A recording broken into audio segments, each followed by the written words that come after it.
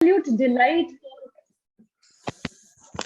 It is an absolute delight for any student to introduce his or her own PhD supervisor. And that is something what our Professor Subha Rao, our head of the department, has given me the opportunity to introduce my own professor here to the rest of the community which we are establishing here and all the research scholars of the political science departments. And also, as I can see, there are other people who have joined here from the other universities as well. So thank you so much for organizing the session, madam. And first of all, thank you so much, Professor Sanjeev, for joining us, taking your valuable time out to share your thoughts with us and to be with us for this particular 1 hour. Thank you so much. I would like to introduce Professor Sanjeev Kumar, and I'll be very quick because I know all of us are waiting to listen to his thoughts as soon as possible and then have our own opinions shaped and also the queries which we have in our mind. Professor Sanjeev is currently professor in the International Relations and Global Politics at the Department of Political Science, University of Delhi, India. He has previously taught at the South Asian University, University of Allahabad, and Karnataka University, Dharwad. His area of interest includes international relations theory, India-Pakistan relations, democratization of South Asia, the history of ideas in South Asia, Islamic thought and international relations, and the representations of Muslims in Bollywood cinema. He has co-authored and edited 6 books and 62 articles, book chapters, under his areas of expertise. Professor Kumar has presented 80 papers in the national and international conferences, seminars, delivered for more than 50 special lectures related to his area of interest. Besides this, he has presented papers in seminars and conferences at the Oxford University, Cambridge University, London University, Athens University, Greece, Sofia University, Bulgaria, and the Shanghai University. He is the co-editor of an encyclopedia volume on Modis in Modern South Asian Thinkers that has been published by Sage India, New Delhi in 2018. Professor Kumar is also the author of the book, The India-Pakistan Subconventional War, Democracy and Peace in South Asia, which is very soon going to be available to all of us. And I'm sure we'll invite once again, sir, to discuss that paper. This introduction is not enough to get to know what he works. Apart from it, the way, since I have been his student, I know what sir has taught to all the batches he has taught in South Asian University and also at Allahabad University. The very particular thing which I remember is his teachings about discourse analysis and also the lectures which he took on hermeneutics. So I would like sir to speak a little bit on the discourse analysis and hermeneutics as well. So we have at the Banaras Hindu University so many students working on and understanding the popular culture and also the aesthetic turn in international relations and at large in political theory and political science per se, which you as an established scholar has always done in your writings and the projects which you have taken through ICSSR and several other places. So with this, thank you so much, sir, for joining us. And once again, thanks to the department for having this forum for all of us to gather and share what we call as the collective knowledge and what is important for the larger academia. Thank you, sir. Over to you. Okay, so I hope I'm audible. Yes, yes. Okay, so thank you, Professor Shobha Rao. And I would like to tell all my young friends and others who have joined here, me and Professor Shobha Rao met at the place of Sangam Nagari, which is always a confluence of ideas. And of course, that's why in a way, precursor to the event which is happening today. So yeah, and secondly, I have many young friends who have joined here, long-time friends, Vaishali, Priyanka, maybe Abhay is also here, and many others whom I have known for decades.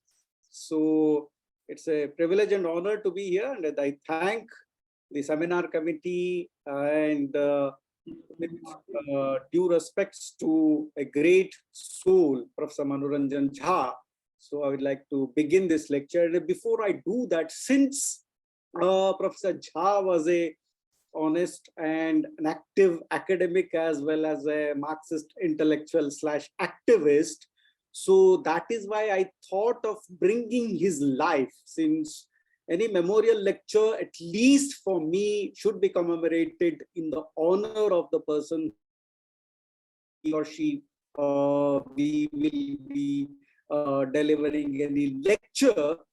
So, and we have to honor and respect the work we did. But of course, since Manoranjan Jha's work is on Marxism, and we all know that critique is a very significant aspect of Marxist intellectual tradition. So my lecture would be a critique on the evolution of Marxist social theory. And of course, even if Professor Manoranjan Jha would be listening from whatever heavens he was listening, or if he would have been here, he would have been deeply appreciating this lecture, because, you know, any intellectual who is believing in the critique would actually take this. So the title would sound somewhat overwhelming, or it may be somewhat terrorizing also, in a way. Trapped in Eurocentrism. Why I call it as trapped in Eurocentrism, that is one part of my lecture, which I'll be delivering. Second one, modernity's invention of Marxist social theory. So whether modernity, which is again a that actually invented Marxism. So that is the second part of my lecture.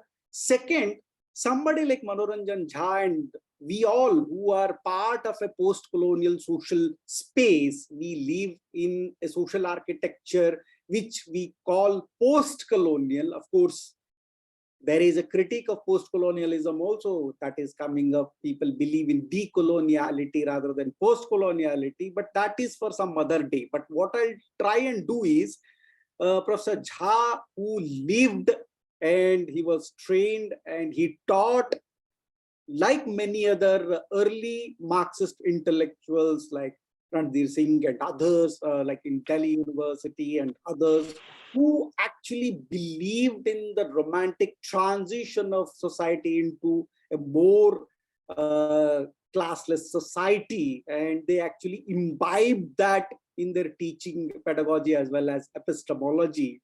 So whether that idea of post-coloniality and the idea of classless romanticism of Marx actually gets into the idea of social theory in countries like India.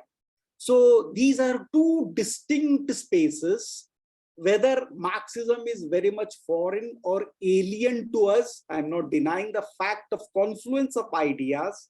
We are ready to borrow the ideas, but is it applicable to post-colonial society, or was it designed for post-colonial society, which really are in a need, or you can say, are demanding emancipation in a global sense?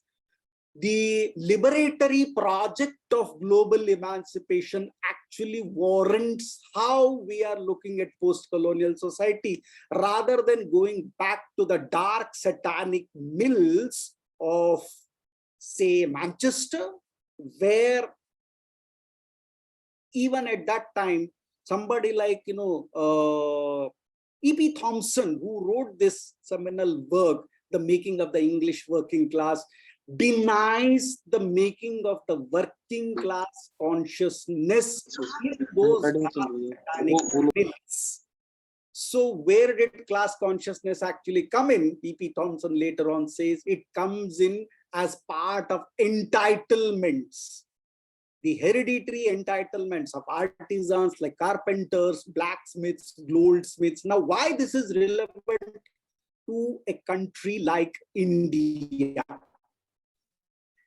And so to begin with this, so the very idea of Marxist social theory and its application to social sciences needs to be understood from the first part of my lecture.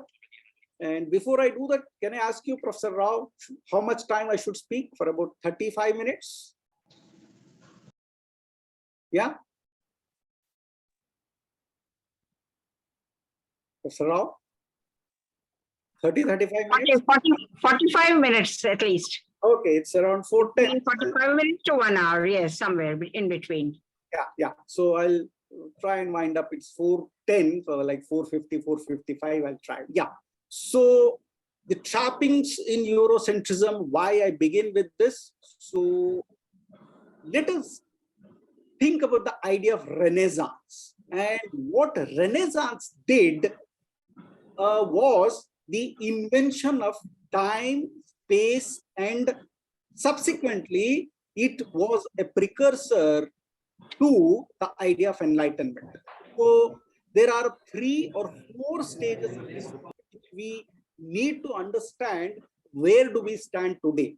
So I'll try and explain all of that in my lecture subsequently, but what we need to do is we have to begin with 16th century or even before that, especially 1492, the discovery of Americas and the discovery of space. So there was an invention of space, and once the invention of space happened, the geography, the idea of geography and anthropology began to take a significant, it began to gain significance. Now, this invention of space subsequently also was accompanied by the 16th century with the invention of time. Now, what is this invention of time? Renaissance invention of time. So the Renaissance invention of time is nothing but the division of the world into ancient, medieval, and modern. So suddenly we were made to feel, especially after 20th century, we began to think about modernity and its processes. This whole idea of thinking about modernity began with the 16th century when time was invented by Renaissance, that something special had happened in Europe especially, and that was the Europe had advanced into a state of modernity and the rest of the world was medieval.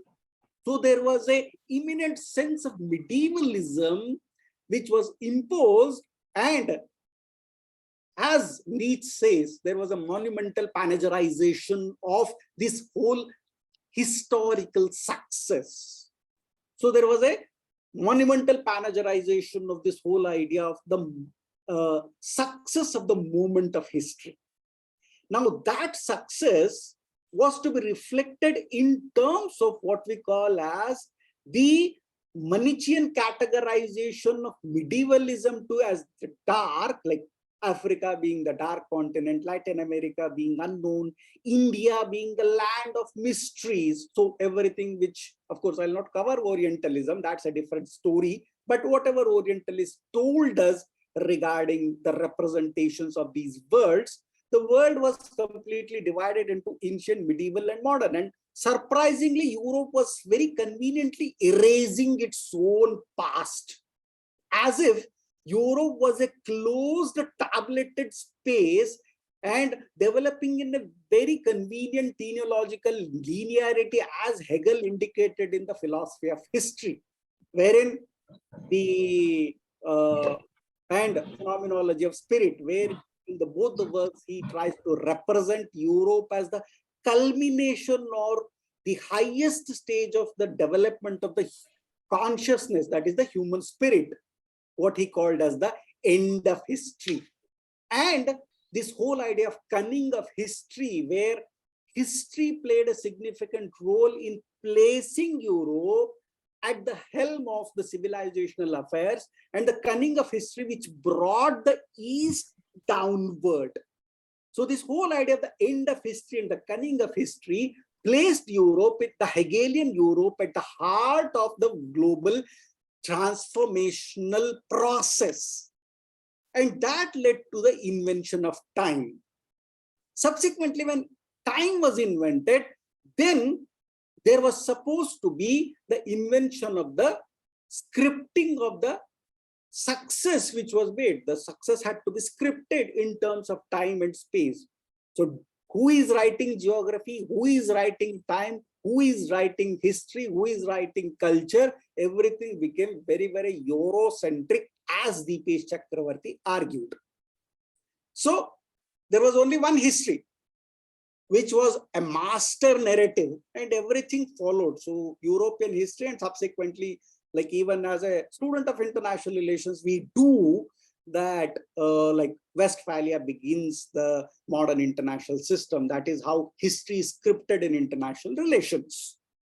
So this invention of time and the invention of space led to the scripting of geography and scripting of time by Europeans. That is, there was one who was creating history. There was another who was just a consumer of historical knowledge, again trying to bring in the page.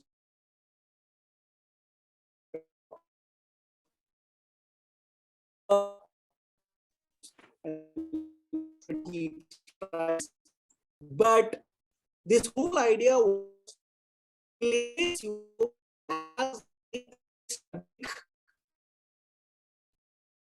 producer and the rest of the non-European entities as the epistemological consumers. So somebody like Indians or the Africans became the subject as well as the object of knowledge in a very Cartesian sense. So they became the subject as well as the object of knowledge. The third thing which happened, of course, with the advent of Cartesian dualism was the whole epistemological transition and the idea of enlightenment. Europe gaining a considerable epistemological point and thinking in terms of reason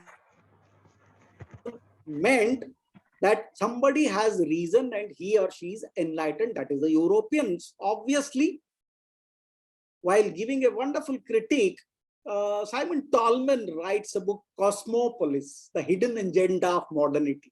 And in a very poetic fashion, he writes this whole idea of humanness in modernity. The idea of humanness in modernity is like a bridge underneath which the river of instrumental reason flows. And when we say instrumental reason, it is the subject-object dualism of Descartes, where the knowledge is always made in terms of Cartesian cogito, that is, I think, that is, I am. And who thinks here? The thinking subject is the European. And of course, in the 20th century, we know our own social scientist tends to, somebody like Hamid Dabashi writes, can the non-Europeans think? Or somebody like A.K. Ramanujan questioning, is there an Indian way of thinking? So now, all that is precursor to the third phase, which I am trying to say. So 16 to, or even say 1492 to by the 18th century, there was one class which considered that they were the intellectual elites of this world. So now the idea of class comes in here. So because we need to frame this lecture in terms of Marxist analysis. Now, whether Marx critiqued this class or not, no, that's a different story. But now what Marx is trying to say was to look at the, especially when Marx and Engels began to write, if we look at Marxist historiography in terms of what Cohen and others actually tried to do, the very idea of looking at the materialistic interpretation of history and this whole idea of looking at economic overdeterminism and economic relations getting crystallized as social classes, quote unquote, for Marx, because Marx was very, very clear. It is not the consciousness that determines the being, but the being which determines the consciousness. Now, why this whole idea of consciousness is determined by the empirical material world. So there is a materialistic epistemology in determining consciousness, unlike what Hegel was trying to do. But beneath this, there is a Hegelian sense of victory in Marx. Now, what is that Hegelian sense of victory? Although Right from our own graduation days, we think that, okay, Marx actually put Hegel's dialectics upside down and everything, thesis, antithesis, synthesis. Marx replaced Hegel's ideas with matter. All that is fine. But why there is a sense of Hegelian victory in Marx? So I'll come to it in later. To understand that, what Marx meant as a class, did he really mean it? Of course, this is a kind of an avant-garde, devastating statement it may feel, but the idea of class which Marx and Engels represented, say, in German ideology through a five-fold history or Communist Manifesto, an agenda for class struggle, or the Das Kapital, the nature of capitalism, or the critique of the Gotha program. So if you look, or the Holy Family, pick up all these works. And as Vaishali was saying, if I have to do a hermeneutic analysis, if I actually engage in the Cambridge School of Textual Analysis, the pioneer of which was a critique of the Lovejoy School of Hermeneutics, Professor Quinton Skinner, a brilliant scholar from Cambridge. In 1969, young Skinner wrote an article, Meaning and Context in the History of Ideas. So that's a seminal work which is still relevant even after, say, a good 50 plus years. And of course, there is another idea by Skinner, the return of grand theories, but that's after he was encountering Derrida. But what is important to know about Skinner is, if you want to do a hermeneutic analysis in terms of what Marx was trying to do, we need to put the Skinnerian directive wherein you have to avoid so many mythologies that he said, especially the mythology of prolepsis, the mythology of doctrines, and so on. And what do, in a summary, what all these mythologies actually mean for Skinner? There are 6 kinds of mythologies which Skinner indicates while doing hermeneutic analysis, which people like the structural analysts like Strauss and others were trying to do at that time, the Michael Oakeshott and others.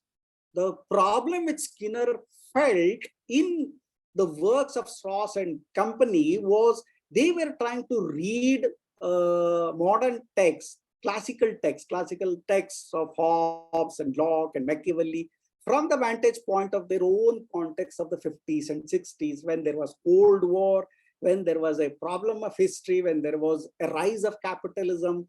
So obviously, their texts were going out of context. And Skinner said a simple thing: don't do these mythologies.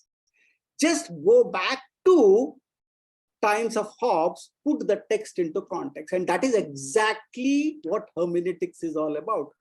Put Marx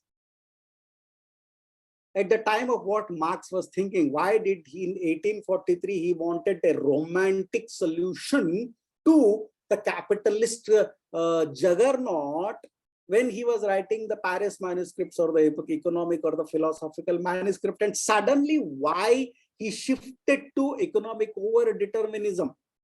So I will be doing some injustice if I don't link these 2 eras of young Marx, who was a passionate young Hegelian, and suddenly he did not denounce Hegel, but at least he tried to replace Hegelian idea with matter while defining the idea of class. That is a product of economic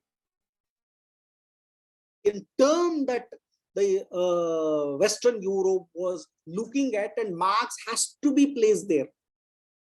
Now, my problem with any intellectual who would say whether can be a Marxist revolution in India, the answer should be no. Marx wrote for 1860s and 70s. Of course, this is exactly what Skinner says. Don't think that you will create another kind of mythology by creating this mythology of prolepsis when you say that the author wrote for eternity. No scholar writes for eternity. Of course, their ideas can remain as eternal, like say Hobbesian human nature, But do we really have the significance? Do we know that there is only two classes in India? Can we have to it in a moment? But let us engage with Skinner if we really want to make a hermeneutic of Skinner here. In that sense, when we pick up a text, textual analysis becomes a significant part to understand any historian of ideas. This is exactly what Skinner says, and this is how modern students or researchers has to understand what hermeneutics is all about.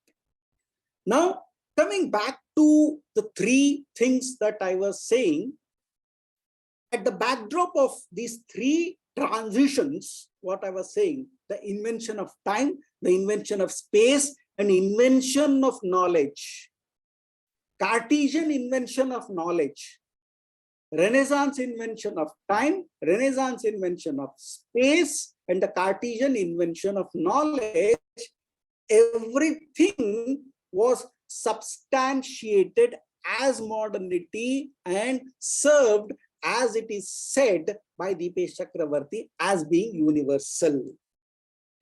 Now, one significant way of doing this or showing this as cosmopolitan, whatever locally happened in Europe, we are reading the local languages of Europe today. I am talking in the local language of Europe. I am not talking in a universal language. But why it has become universal? Why English has become universal?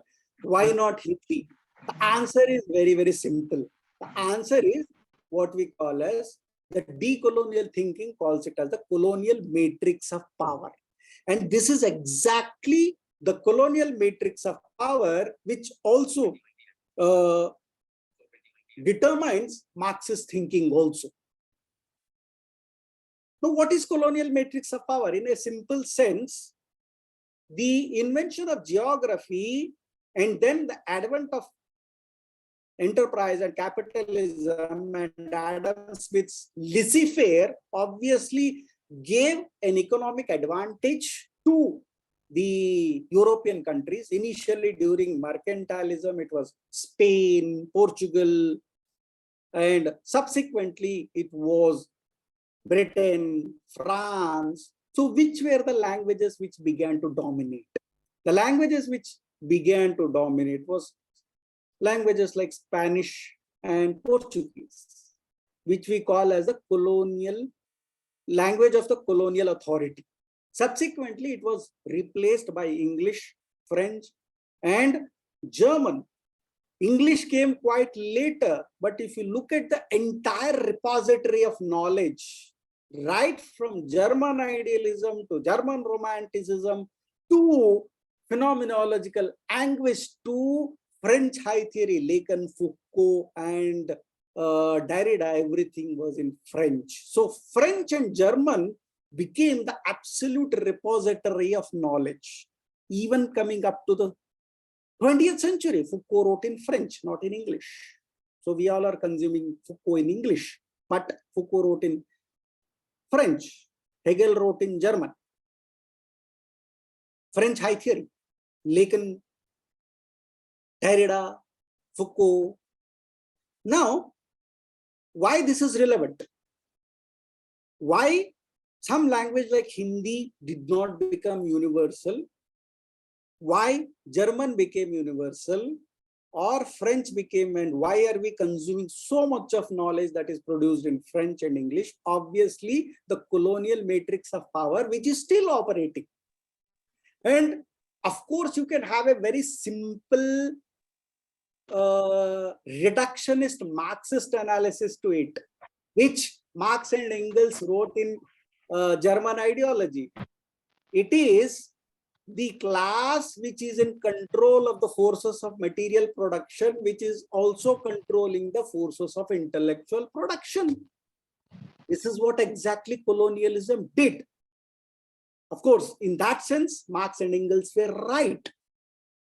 But whether Marx was right in projecting history, so passionately we teach to our young students, there were a 5 stages, right from primitive system to feudalism and then capitalism, classless society, Asiatic mode of production. So all that we teach to our students very passionately in graduate students. Now, it is here that we have to go to what Scottish Enlightenment did to history. Somebody like David Hume, what did Scottish Enlightenment give us? Scottish Enlightenment, as I said, there was already a three-staged transition, which I can call as a triple colonization that was happening: time, space, and knowledge. It was not just invention, but colonialism transformed modernity as into an instrument of domination. And once colonialism transformed modernity into an instrument of domination, then there was a colonization of space. Obviously, India was colonized, much of East Asia was colonized, Latin America, French Africa, British, South Asia, Latin America. So there is colonization of space. Then there was a colonization of time. That is especially history. James Mill telling us that, like Indians do not have history because Hegel said that those territories which do not have a sovereign state cannot write history. This is what Hegel writes in the philosophy of history. So obviously this Hegelian idea of history influenced considerably what James Mill said about in India in his 3 volumes on India.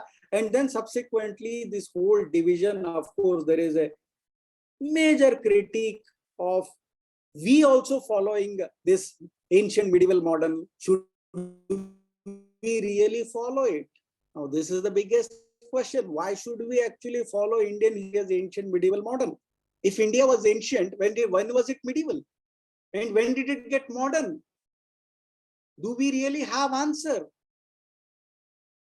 If the Britishers said that after 9th, 10th century, early medieval period began, and after the Islamicate South Asia, as what somebody like Marshall Hodgson and Muzaffar Alam says, if that history is called medieval history, should we really accept it?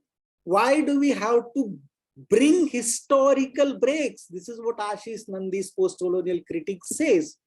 Should we have to agree with this historical break, or the epistemological ruptures, as what people like Sudipta Kaviraj and others actually argue? So I'll come to epistemological rupture in a moment, but did we really face historical break? Now that is a question. In a Marxist sense, we did, because modernity was served in a platter that there is a time and there is also a knowledge system which is very much European, and everybody has to eat it as your own medicine. You should eat it like a staple diet and staple medicine. Now, if you have to do that, then obviously Scottish Enlightenment gave us what we call as the Stageist theory of history, which of course W.W. Rothschild uses wonderfully in explaining economic development in the 20th century, but I'll come to it in a moment. The way in which he talks about takeoff to the age of mass consumption, where its lineages go, its lineages actually goes back to Scottish Enlightenment. And what David Hume and co. during the brilliant era of Scottish Enlightenment, to be fair on Scottish Enlightenment, did was to create a Stageist theory of history from pre-modern, modern. This transition from pre-modern, transitional modernity to entire full-bloom modernity is called the Stageist theory of history. And most significantly, even the modernization or the institutional theory of development in the 20th century was very clear, because it is again going back to the lineage of Scottish Enlightenment, which said that the whole world has to develop like this. That means we don't have a choice.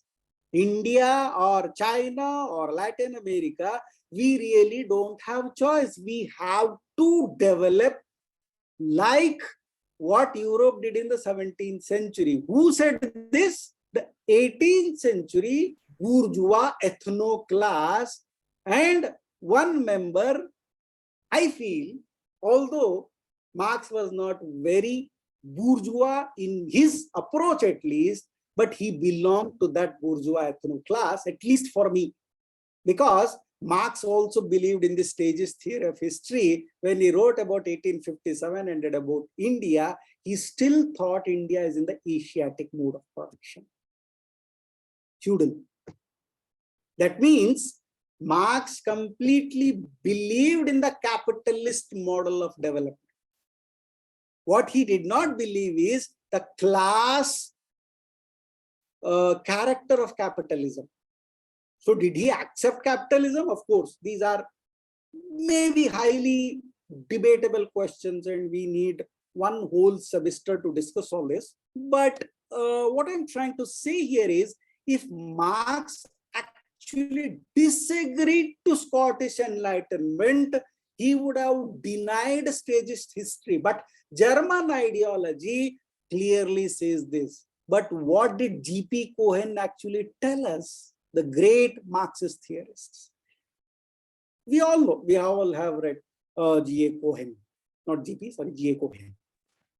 So obviously, if we really agree with Marxist history, then we are agreeing with Scottish Enlightenment history, what it is called as Enlightenment historicism.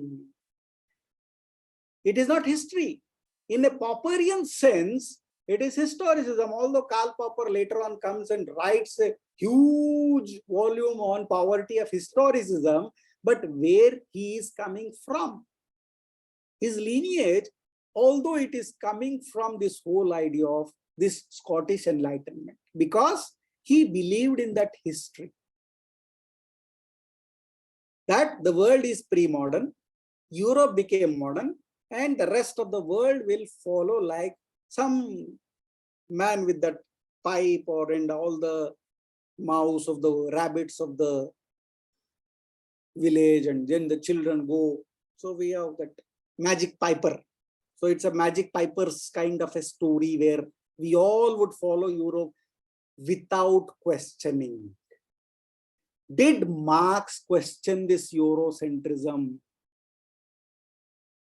Or the white mythology, as what Derrida said? Of course, this time is less.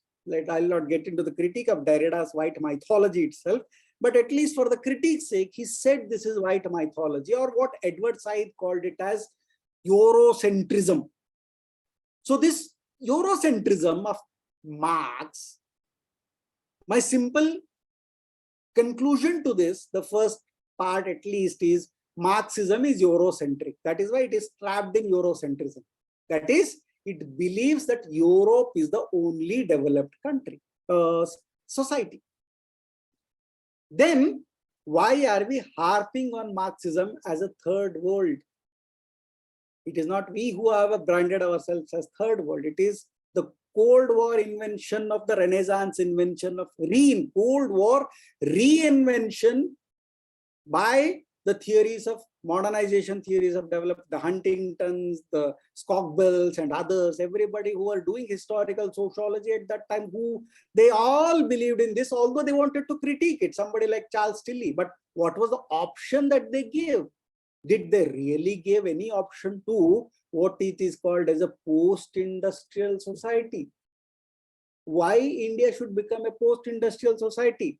India, in fact, is going through a de-industrial society. This is what we did not post-industrialize. We de-industrialized. Our entire industry was destroyed. This is what Hindu Swaraj says. The best theoretical treatment of de-industrialization is Hindu Swaraj, not Karl Marx. But what Marx was saying about India was very much Eurocentric at that time. That is why I call Marxist social theory even today being trapped in Eurocentrism. And that is why I call it as a modernity invention of Marxist social theory.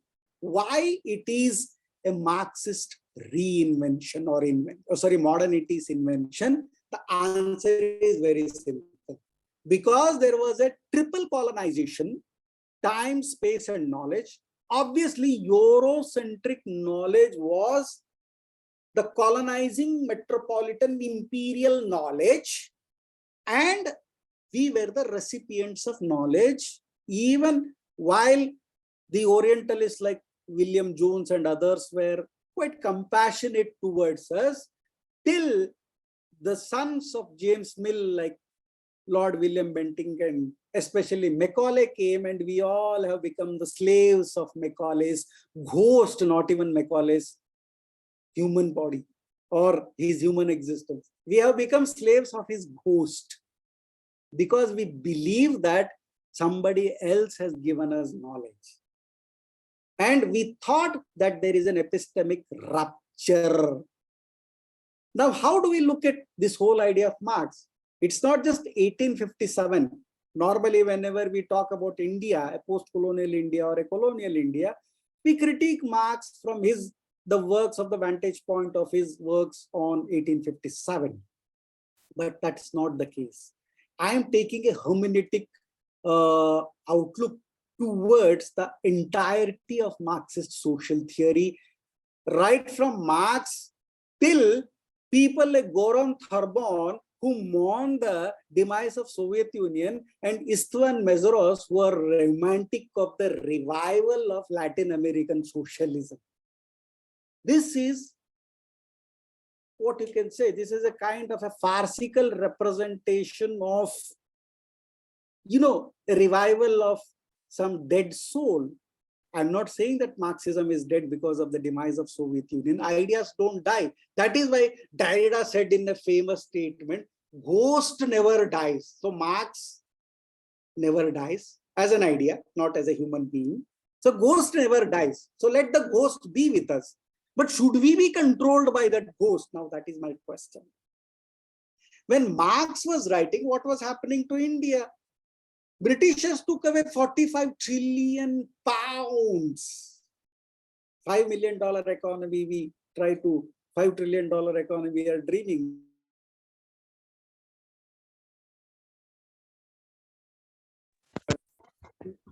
Europe became rich only because of the contribution that it gained from the East. Europe doesn't have resources. Europe did not have anything. Of course, somebody can come back to say and say, "वो आप लोग गुलाम क्यों बने फिर?" वो कभी और सवाल पे डिस्कस करेंगे, but बन गए. And on the basis of our wealth, they became rich, and today we are a poor country. It's the case with Latin America, India, and many other countries which were colonized. Europe was not rich in that sense. They did not have that much resources. They can't even cultivate for 6 months in many parts. But it became rich because of the riches that Sone ke chidiya like Bharat had. Now, what does this mean? Can Marx actually explain India's predicament today? If somebody comes to me and say that there should be a Marxist-style class revolution in India, I really try to tell that person that, please, don't give us all this. Marx will not give us solutions. Because Marx was giving only solution to what was happening in late 19th century neo-Ricardovian economic class, that is capitalism. He was a cultural critique of capitalism, talking about alienation, dehumanization, commodity fetishism. Suddenly he started talking about base, superstructure, leaving all the rest to people like George Lukács and Gramsci, who were like internal critiques of Marxist materialism and trying to bring back the younger Marx. Why this happened? Just trying to tell this. Should we need a post-colonial critique? although there has been a lot of critique of modernity itself. Was Marx a critique of modernity? No. He had his own notion of modernity. We think that he's a critique of modernity. No, Marx was not a critique of modernity. Marx, in fact, the best theoretical treatment on modernity, Marx as class, Weber as that whole institutional structure. Pick up any book on modernity, Anthony Giddens on modernity. It is Marx and Weber whose theoretical treatment is given a lot of space. And what is modernity? Again, it is part of the colonial matrix of power. Whose modernity? It is not our modernity in terms of what Dilip Gaonkar says. And I don't even buy the argument of multiple modernities of S.N. Eisenstadt. It looks very romantic, S.N. Eisenstadt's notion of multiple modernities. But S.N. Eisenstadt's multiple modernity is nothing but a diachronic treatment of what happened in Europe itself. Then why was he not concerned with the complete erasure of the 3 endemic races of America? S.N. Eisenstadt. Now, these are some of the problems, but of course, coming back to Marx, this whole idea of looking at the Marxist ontology, epistemology, has to go back to the Renaissance.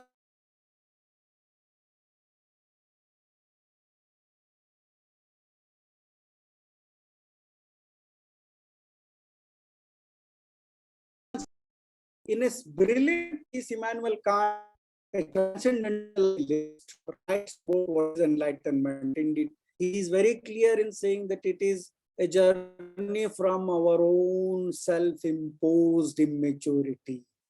And who is self-imposed immaturity for the West? Was saying this in his treatment of history, not just in his treatment of 1857. We are responsible for our own condition. This is what Marx said. And he did not critique colonialism. Of course, I am not saying that West did not produce critiques of colonialism. Sankar Muthu writes a wonderful, or Jennifer Pitts, there is a wonderful treatment of people who actually critiqued imperialism. People like Rousseau, people like Henry Diderot, and others who were an ardent critique of imperialism. But wasn't like Rousseau, not even like Henry Diderot. So my problem lies in that why he was not a critique of colonialism, why he did not consider it as a class domination when he believed in class struggle. So for him, the only class which had to struggle was the Leninist vanguard. Leninist party, which was the vanguard of social revolution and political revolution. We need to explore answers for this. I'm not saying that don't read Marx, but don't believe in whatever he writes. Because as we Indians, we have been fed with bright and brilliant and romantic things about Karl Marx, but he was unfair to this country. We all know that Hegel was unfair. Akash Singh Rathod has brought this in his Hegel's India. But Marx was quite unfair about, not about India, because not just about India, because he was not taking colonialism seriously. Why he did not? We need to ask the Marxist intellectuals themselves. Fact of the issue is, as I said, there were critiques of modernity, but every critique was never retributory. Of course, I'm not talking about I need some retributory justice. I will not be phenomenon in sense here. Anti-colonialism of pheno. I don't buy that argument where you have to have a cathartic reform to get retributory justice. It is not catharsis that I am demanding, but restorative. But post-enlightenment critiques of enlightenment have been only reformative. They never accepted the ills of enlightenment, be it German idealism, Hegel, Kant, then the phenomenological critiques who are just critiquing somebody like Husserl, who wrote this, The Crisis of European Sciences, but his only problem was with the neo-Kantian speculative philosophy. Or the famous Frankfurt School, the pioneers of Frankfurt School, Adorno and Max Horkheimer, who wrote this Dialectics of Enlightenment. For them, enlightenment cannot be critiqued from a Manichean divide. It is not dark at all. It is only dialectic from dark to white, white to dark. That means it is not completely dark. So even Adorno and Horkheimer did not agree that everything about enlightenment was bad. And most bad thing was colonialism. Obviously, French high theory, we think that they are a critique of enlightenment. Derrida's treatment of grammar of knowledge.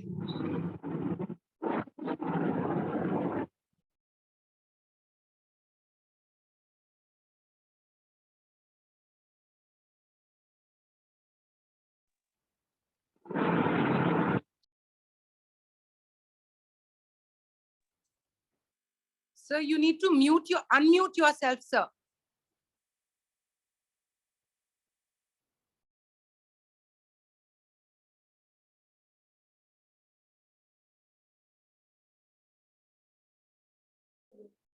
Am I audible? Am I audible? Yes, yes, of course. So where did I lose? Hello? Derrida's grammar of knowledge.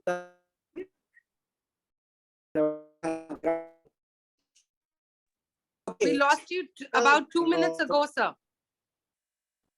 Yeah. So I go back to French high theory then. Taken Derrida and also about white mythology of Eurocentrism. But for me, if I take a post-colonial critique of course, a post-colonial scholarship, I did not focus much here because theory which is fundamental to post-colonial theory or colonial discourse theory. Edward Said's Foucault, fascination with Foucault, Bhabha's fascination with Derridean difference, and Gayatri Spivak's fascination with Derrida and Lacan, and of course, her own fascination with Heidegger. So obviously, there is a sense of white mythology. And of course, Robert Young wrote a wonderful work, White Mythologies, picking up from what Derrida did to critique Edward Said, and it's a good read. I suggest all of you. So I can do another critique of post-colonial theory itself. That's but since today my lecture was focused on critique of Marxist social theory, that is why I did not focus much on critiquing post-colonial theory. So if Marxism had been critiqued, there has been a lot of critiques, as I said, Marxism also, as like Enlightenment also. There is a postmodern critique of people like Lyotard, when he wrote this postmodern condition, and also Jean-Francois Lyotard, Zygmunt Bauman, and others, and especially Frederick Jamison. So this whole postmodern critique of Marxism is also there, but my problem is a post-colonial critique of Marxism. And I'm not having problems with the ideas of Marx. My only problem is to say that we can change India through Marxist model of class struggle. That is because we don't have a class struggle in India, because there are so many things, caste, class, intersectionality. I can give another lecture on this class-caste intersectionality. So caste is not just caste, there is a class also involved with this. And we need to take into consideration. That is why somebody like S.A. Dange, ardent Marxist, when he wrote that India moved from a single historical file from feudalism to primitive society to feudalism to a colonial modernity. So we cannot accept it actually. So finally, as I said, I tried to do some sort of hermeneutic analysis by picking up these 4 or 5 texts of Karl Marx. And of course, when we subject it to a more Foucaultian discourse analysis, obviously, since knowledge and power, any researcher should know discourse analysis in the sense that knowledge and power is always connected. And whatever knowledge we have been fed with till today is driven by colonial matrix of power, and that is where Foucault becomes significant, at least for understanding. So I thank Professor Rao, the colleagues from Political Science Department, BHU, my young friends for having me here and giving me a patient hearing. Thank you very much.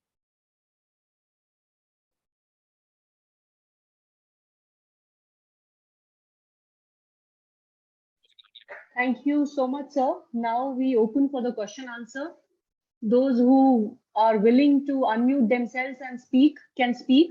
Otherwise, at the end, I'll take up the questions put up in the chat box. Floor is now open. Hello, am I audible? Yes, Dr. Parvez, welcome. You're very much audible. Thank you for joining us from Aligarh Muslim University. Please. Thank you so much. I mean, it's really heartening to see my professor talking about grand theories and all. Am I audible to Professor Sanjeev? Yeah. Okay. Yeah. I have a couple of questions regarding what you talked about, and these are like very simple snippet kind of questions. Is when you are talking about is Marx critique of modernity, and your answer is no, then was Marx critique of capitalism, right? That that is one, like and Ellen Maxon Wood writes that the capitalism is nothing but it is product of modernity, right? If Marx was not critique of modernity, then what he was critiquing, right? And the framework that I can recall from Walter de Monolo's writings on decoloniality and all, I mean, there is no sense of denial of the writings of Marx is emancipatory kind of project. That's what Marx is doing. You later recognize in terms of base and superstructure, but even what Marx is producing is critique of capitalism. Then further on, Antonio Gramsci and the bunch of scholars who come up is an immanent critique of the Marxism, but also the society in which they are inhabited, right? So how do you then recognize that there is possibility of immanent critique within the Marxist scholarship? And final question is that we do have the scholarship from, say, whether you call it non-European, that you started with Hamid Abbasi, where Hamid Abbasi writes back and forth in the critique of that what Klaus Zizek once said very harshly to Walter Mignolo. Do you recognize Jalal Ali Ahmed, say, Garbzardgi or de-Westoxification or also Maulana Maududi, for an example, who is critique of colonialism, critique of capitalism, critique of nationalism, right? So, do you see, kind of possibility of criticism or critique in Maududi and then various other scholarships, say, in the post-colonial society? Yeah, so I mean, these are the questions. Thank you. Since you have raised a host of questions, and I know because I'm experienced with you, you are like this. So I have experience of training you, and it's a delight to have these questions. All the questions are quite valid, almost a set of 5 questions. That's why I would like to take them.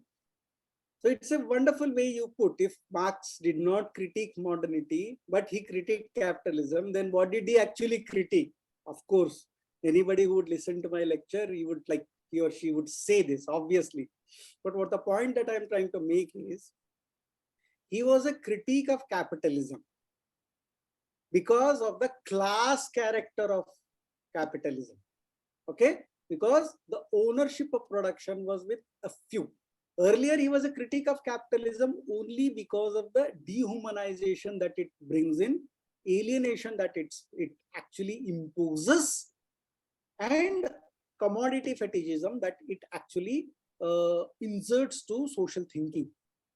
Now, what Marx later did with Frederick Engels began to look at the class character of capitalism. That there is capitalism, there is industrialization, but it is in the hands of the few. And obviously, since they are having the base, so they are also controlling the superstructural elements, vengeful gods, pitiless economies, law, politics, everything that what he and Engels writes in the Communist Manifesto. So obviously, he was not a critique of modernity, because he was a critique of capitalism, not that he did not want capitalism to come in, but he wanted capitalism to become classless. So seems awkward to say, but this is what I believe.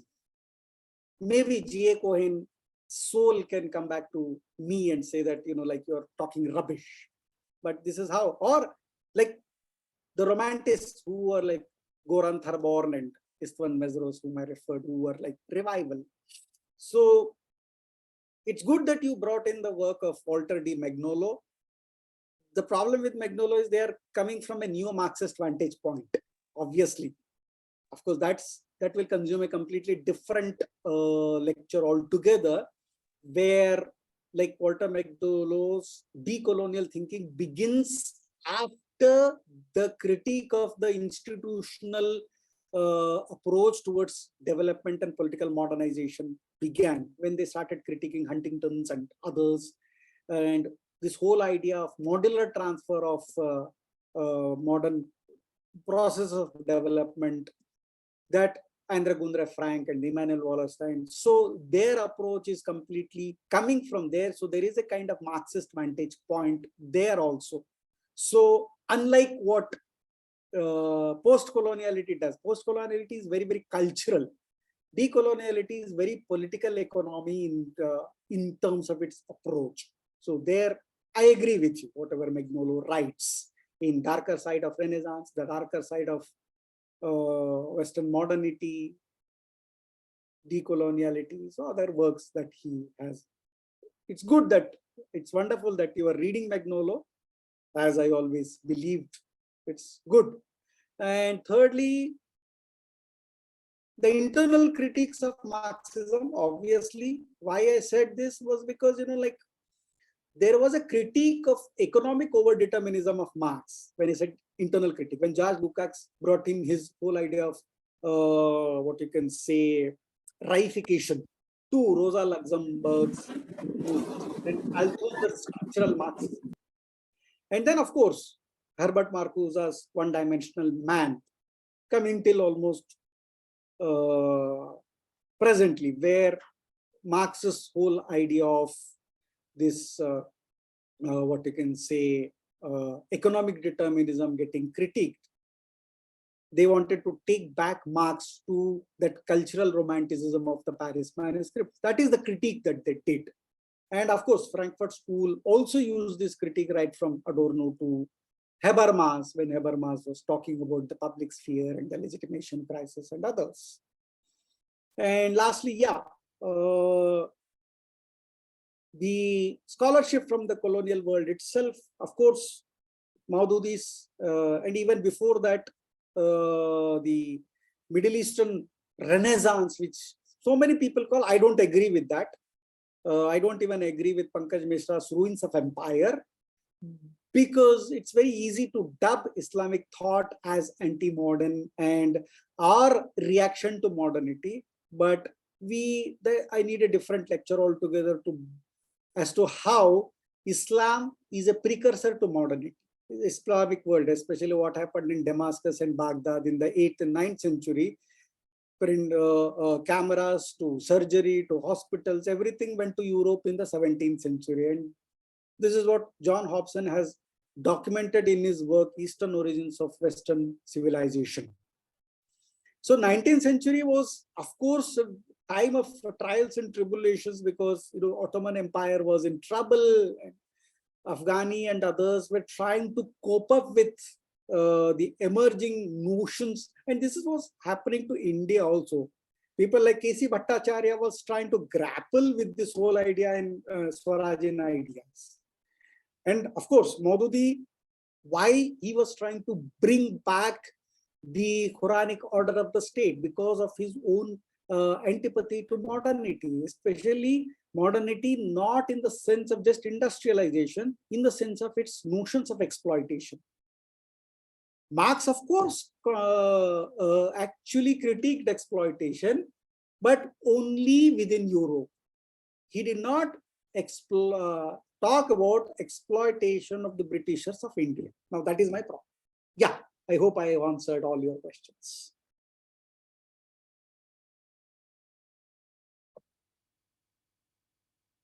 I want to raise a question, Professor Sanjeev. Yeah. Shubha Rao here. Yeah, Professor, please. I think you can hear me. Yes, it was not just a stimulating or a brilliant lecture. It was just, I cannot find words to praise the range and the depth of your knowledge. It was tremendous. But there's, I thank you for stimulating me and making me think about certain things. I'm reminded of one philosopher, I can't remember the name, who said that young Marx was actually a Christian Marx. He went to Christianity without naming it, because the very idea of emancipation in a secular sense, he was talking of nothing else but the notion of Christian emancipation. And secondly, if, as I understand, Marx was not anti-capitalism. He was anti that private capitalism, because under his inspired by his ideas, the capitalism of China and Soviet Union were nothing else but state-run capitalism. How would you term the critics of Marxism, as Gramsci was, as the whole generation of New Left was, as Bernstein was in the beginning? What were they? Weren't they the critics of modernity? Because they raised some very ethical questions about Marx and everything else, what they said. How would you term them? This is my question to you. Yeah, thank you, Professor Rao. And I agree that Marx was, as you said, he was in fact substantiated what I said. He was a critic of private class-owned capitalism. Thank you for that. Marx as Christian, obviously, whatever has been fed to us as secular knowledge or secular history, as what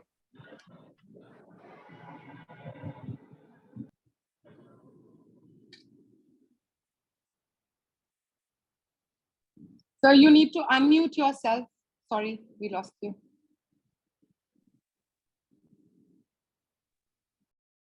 Okay, am I audible? Please Yes, repeat yourself, Yeah, what you were okay. in answering me, secular, from where you said secular. Okay. Yes, thank you. I agree with Professor Rao and like what you said about private owned capitalism. This is what I meant when Parvez was also asking. And thank you for substantiating upon that. Secondly, secularism. Like whether Marx was Christian, obviously the entire Eurocentric knowledge has a very Christian foundation. I did not reflect upon that because like I have a problem of like, then I would have completely taken another half an hour to explain that as to how Greek co-Roman tradition transformed into Augustinian confession and Aquinas' division of the world to the advent of modernity, which was a revival of the Greco-Roman tradition in the name of Christianity as modern. Now, it sounds complex, but it is not. In a very Nietzschean sense, in his works Beyond Good and Evil, the genealogy of morals, ex homo, Antichrist, these are some of the works which Nietzsche actually wrote. He came down heavily on Christianity. Why? Because he was very, very clear. We talk about morality, humanity, and that is why Simon Tolman, I refer to that book. Everybody who are interested in modernity should read this book, Cosmopolis, Hidden Agenda of Modernity. We say that modernity came with humanity. Earlier we were guillotined and or our kings used to behead us. Today there is a wonderful way of killing people. Try them in the court, kill them. That is discipline and punish, what Foucault says. But even before that, Nietzsche actually had the spectacle of power which the kings used to show. The state shows it in a very hidden way. The surveillance state, we don't even know how it operates. You think everything is happening in such a wonderful way, and state can become very, very and violent. And that is what Nietzsche said. And that is part of modernity, because Christianity's notions of brotherhood, secularism, what you can say, humanity, everything was reframed as ideas of modernity by the Enlightenment philosophers. And that is what Nietzsche said. And Karl Marx was no different. When he was talking about emancipation, he was reviving the classical biblical notion of reforming the human nature again, because we have committed that original sin. Adam and Eve committed that original sin of having sex with each other, eating the forbidden fruit. That is why we were all thrown on the earth from the paradise. So we have to make amends for it. This is what Marx also was bringing, coming from that old biblical notion in sense of what he said about class struggle. So this is how this whole idea of knowledge being secular, the European knowledge being secular, as what Macaulay said, that Indian knowledge system is not secular, it's completely farcical for me. Thank you. I have a couple of questions, Vaishali. Can I go ahead and ask? Yes, absolutely. Please. Yeah. Thank you so much, sir, for this very interesting lecture. This is Priyanka. Yeah, hi. Sir, I have a couple of questions for this lecture. Firstly, we've moved a long way. Skinner is very central when we're talking about history of ideas and method. But there's a very important framework which has emerged over the last 20 years, over the 2 decades in the domain of intellectual history of ideas, whereby we also map the ideas in terms of its transfer, its migration, what one would largely invoke as migration of ideas. And also understanding a lot of thinkers on the basis of how their ideas travel. So to sort of invoke Marx here as a teacher, to understand Marx as a thinker through his writings, but also the larger impact that Marx tends to have on his followership in terms of his disciples. And in this list, I would like to bring in people like Emin Roy, people like Lenin, And in an immediate Indian context, the socialists here who were deeply impacted by Marxian ideas, people like Ram Manohar Lohia, Jayaprakash Narayan, Meenu Masani, Kamla Devi Chattopadhyay. So obviously there's an element of critique in all of them with regard to how unavailable Marx's writing on the feudal nature, Marx's writing on the question of imperialism, colonialism, but also at the same time, bringing his ideas in tune, attuning them to Indian social reality and providing the framework of transformation and emancipation. And also Eamon Roy significantly, because when the famous Lenin and Roy debate on the colonial question was also a lot of engagement, ideation on Marxian frame. So when we look at Lenin as a student of Marx and his position on Marxism, it extends Marxism or Marxian social theory to post-colonial societies. So how do you look at this sort of migration of ideas that went on to impact in a significant way the position of the working class, the peasants, the workers, and the other marginal communities, and also the subalterns who were also inspired by Marxian frameworks? To say that the Marxian social theory is redundant, maybe Marx did not write per se on the Indian question or on the colonial question. But sir, if you engage with many of the ideas that were sort of brought to investigate the social conditions, whether in China, whether in Latin America or in India, and I would extend that to Indian subcontinent at that point of time, I would say that it is a very significant framework of analysis.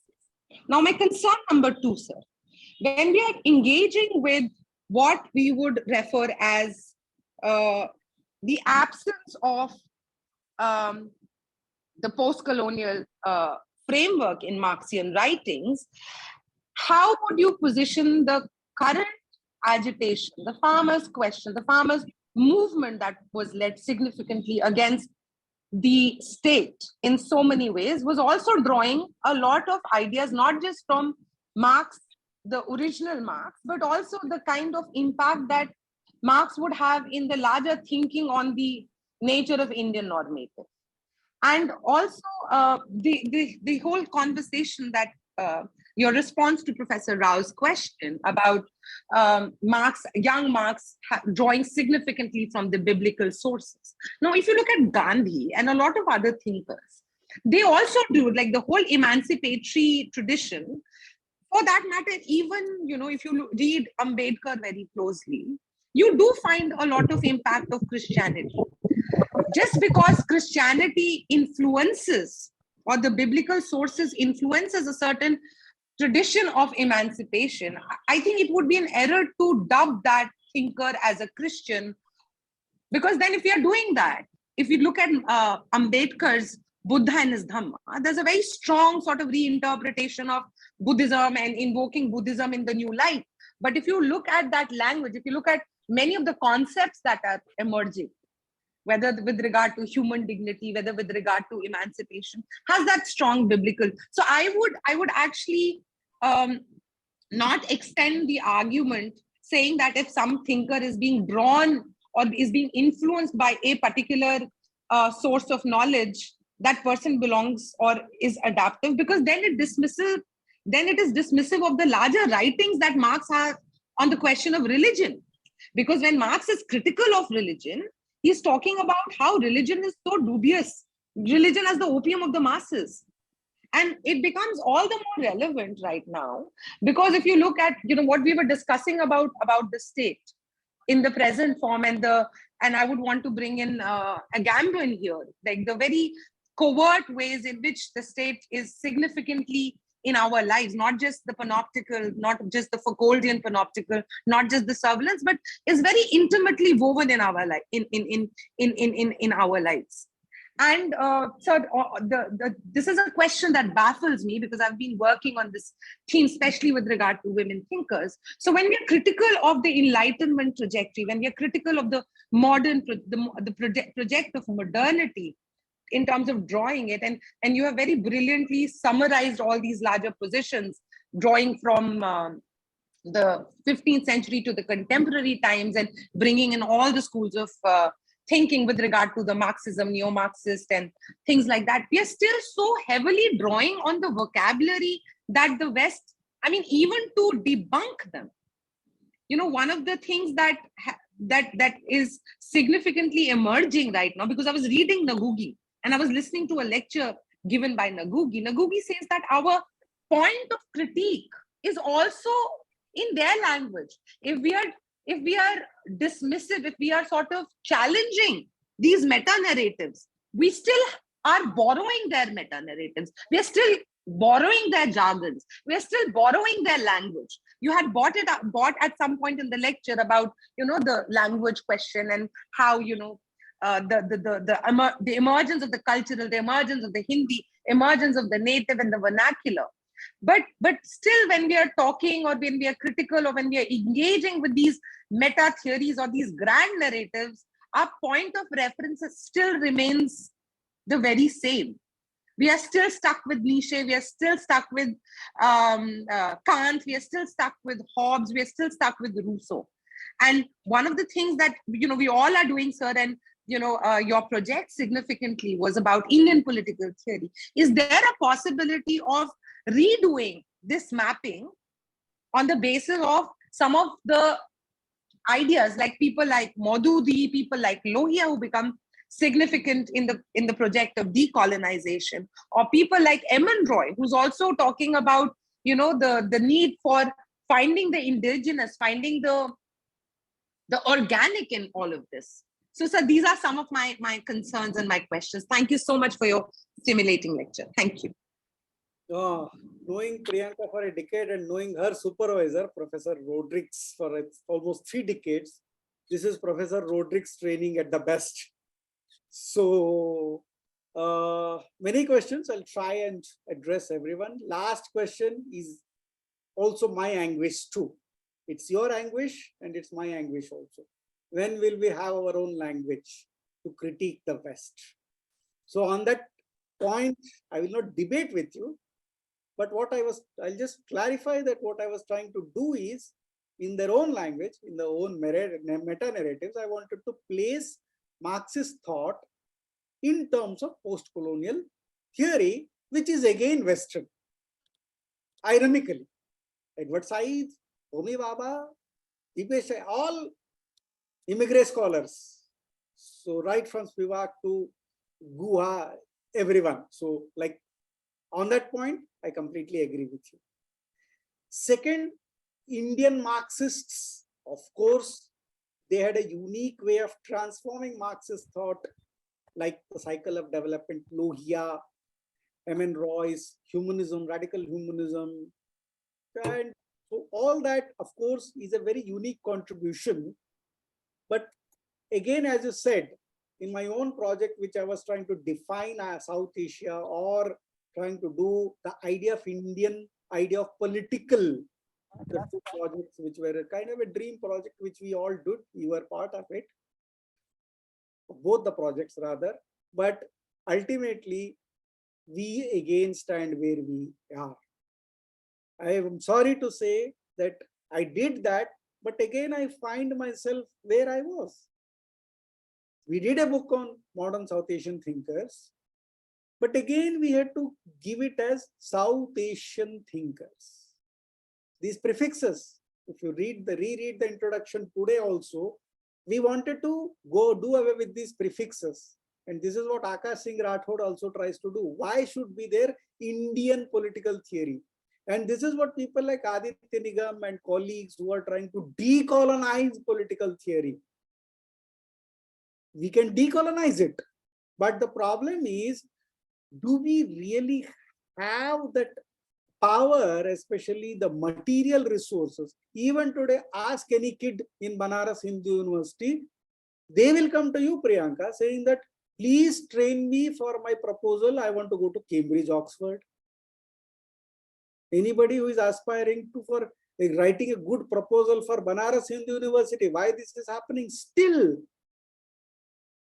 we need to introspect how much budgeting we are giving for our own education system and what are we actually losing and what are we. These are questions which are very, very structural and policy oriented also. It is not just theoretical. And Professor Rodrigues must have talked about all this for decades, almost a decade with you, since you have been with him. So obviously this is our anguish. Your anguish is my anguish. That's what I can say. And of course, intellectual history has traveled a lot, right from causal X, history of concepts, to like this global history of ideas. So all that is fine. And like it's like Sanjay Subramaniam's idea of connected histories, where, you know, like rather than talking about isolated histories, let's talk about diachronic histories, connected histories, or what Guruminder Bhamra is talking about, connected sociology. All these are relevant questions. I agree with whatever you said, but your predicament is my predicament. That's what I want to say. Thank you. Thank you, Priyanka. I think, sir, we have one more question in the chat box. Before that, I have something which is in line with what Priyanka has just now asked. And that is something we are trying to do here at the university and with our research scholars, whosoever come to us. The idea is that, like you shared your opinion on colonial matrix of power, language is a very important tool in it. And that is what has happened during the colonial times and also in post-colonial. When we talk about the post-colonial reality, we know that language has acted as a weapon. Today, sitting here, we talk about indigenous knowledge and decolonization mission. But sadly, that is already there in the academia since whatever time we take or track. What is in the policy sense we can do sitting here in this part of the country to reinvent this? This is just a reiteration of what has already been said by so many scholars. And we are still at the level of discourse. The reality is that the students are afraid of submitting their thesis in Hindi. We are afraid of speaking in Hindi, talking in Hindi, or any other Indian languages per se. This is a very bold statement which I'm making here from this platform, but this is something which I have analyzed in whatever experience I have had with the students here and also in Karnataka.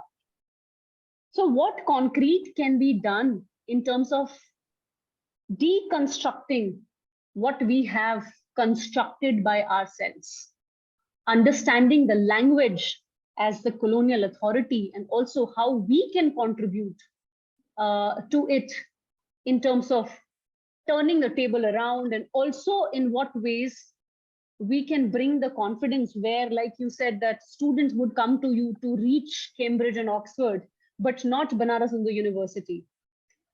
In your own thought, in your own opinion, how do you see this? And what is the future? Thank you, sir. Obviously, again, your question is also my own question. We can decolonize knowledge. We can also decolonize language, which we are trying to do. So now new education policy is trying to say that, okay, let's train in Hindi.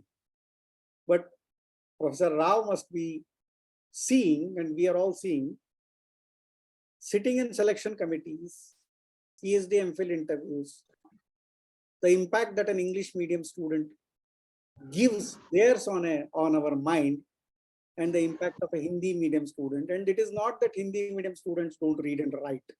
Where is the literature for them?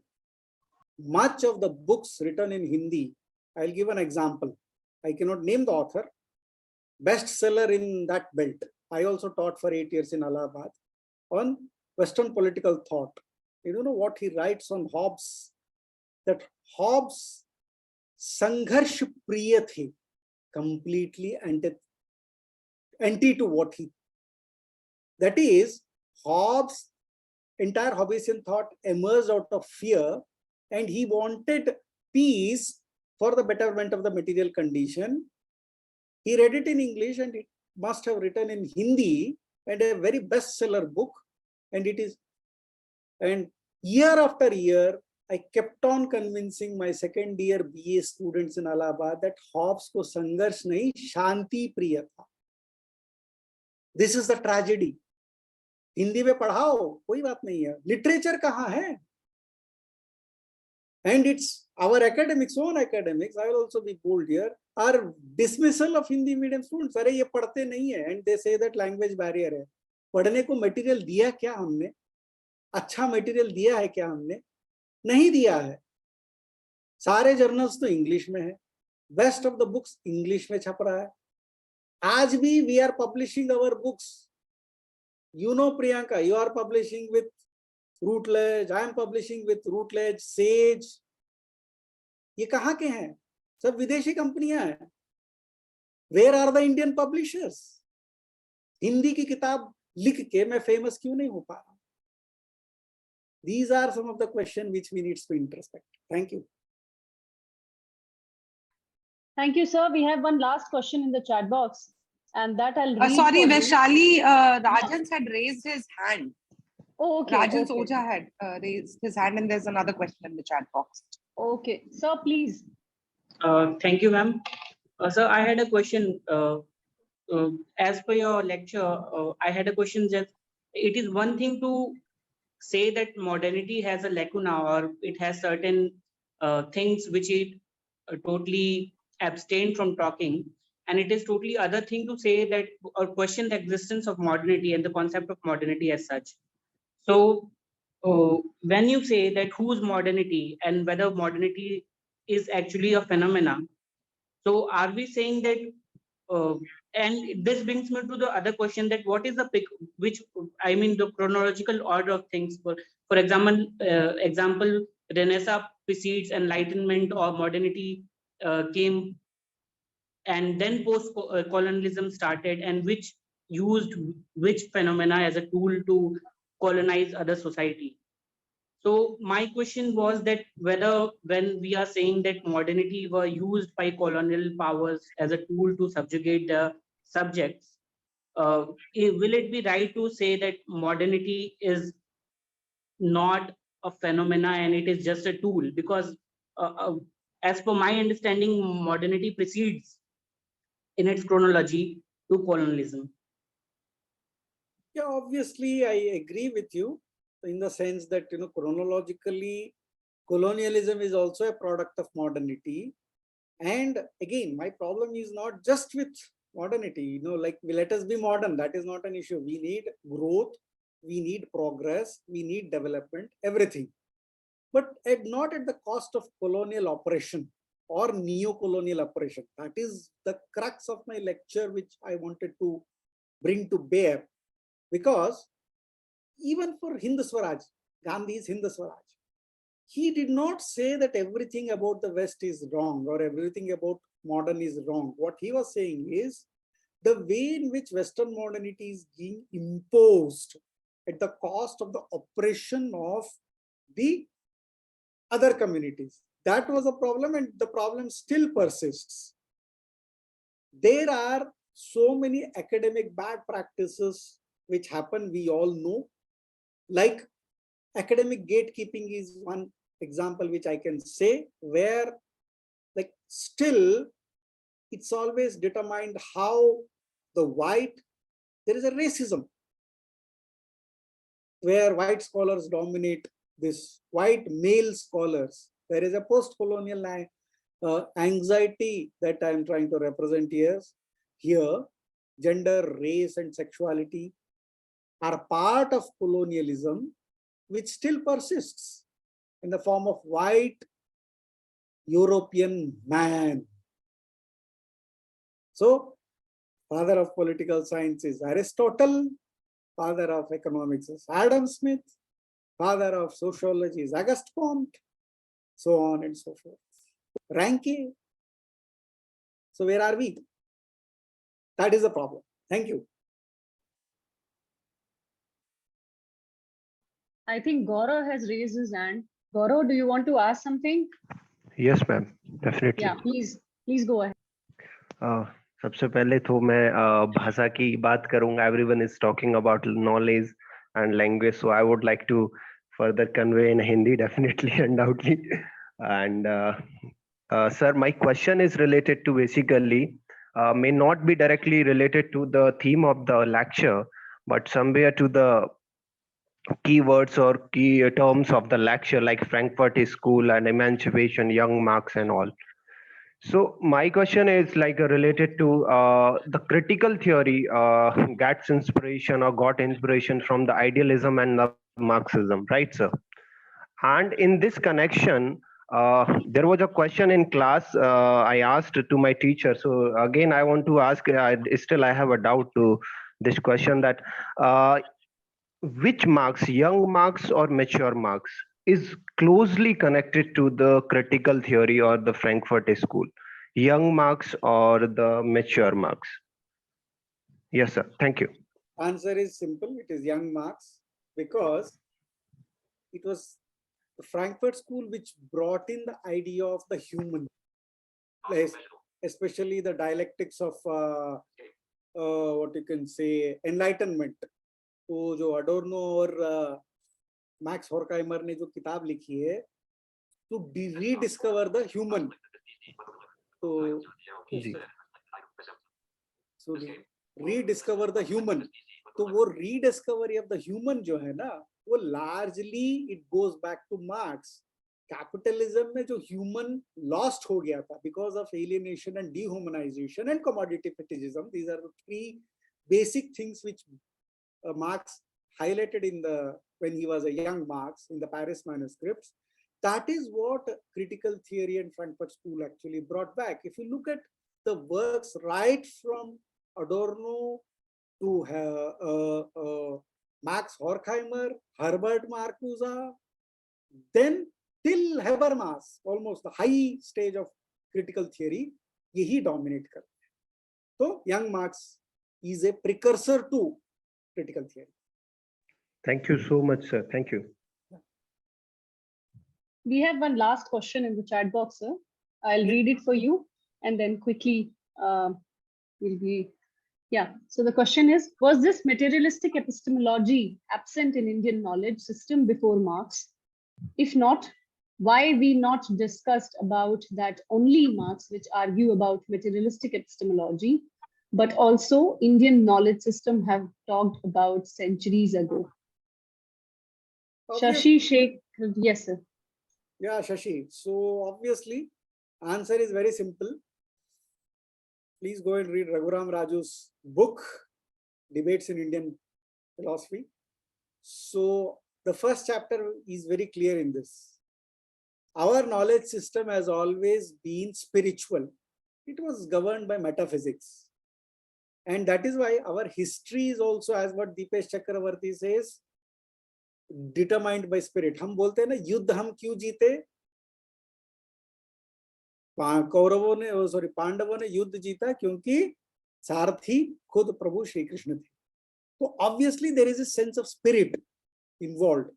Even subaltern history जो लिखता है ना, somebody like Ranajit Guha in his elementary aspects of peasant insurgency in colonial India. So obviously there is a sense of spirit making history. कोई revolution क्यों हुआ? क्योंकि there was a spiritual power which inspired us. अभी भी मैं last year Jharkhand गया था, so I was roaming around Ranchi, and there is a kind of spiritual, metaphysical status to their leader, the makers of Jharkhand.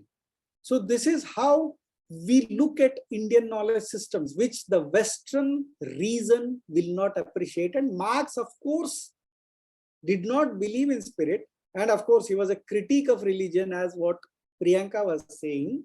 But he was a critique of institutionalized form of religion, which capitalists actually used.